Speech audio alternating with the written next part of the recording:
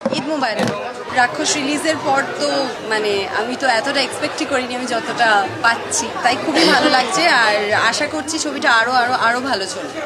আমার টিম তো ভীষণ টাইম মেনটেন করেছে। এবার আমি অ্যাজ সাচ ওরকম কিছু ডিফারেন্স পাইনি। আমি ওটা প্রথমেই বললাম যে আমরা খুব সিনসিয়ারলি খুব পাঞ্চুয়ালি কাজটা করেছি আর ওরকম লেট বা কিছু আমার সাথে এই ইনসিডেন্ট হয়নি। সবাই আমরা একদম অন টাইমই ছিলাম আর তাই জন্যই কাজটা এত ভালো করে করতে পেরেছি। সিয়ামকে খুব ভালো লেগেছে। ও খুব ভালো মানুষ, খুব হেল্পফুল, সাপোর্টিভ।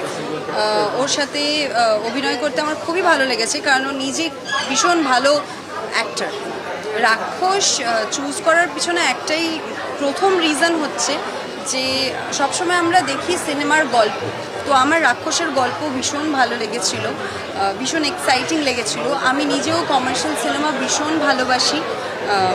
তারপর আমার ক্যারেক্টারটাও আমার কাছে খুব চ্যালেঞ্জিং লেগেছিল, স্পেশাল মনে হয়েছিল, তাই জন্য আমি রাক্ষস চুজ করি। রাক্ষস রিলিজের পর তো মানে আমি তো এতটা এক্সপেক্টই করিনি আমি যতটা পাচ্ছি, তাই খুবই ভালো লাগছে আর আশা করছি ছবিটা আরও আরও আরও ভালো চলবে।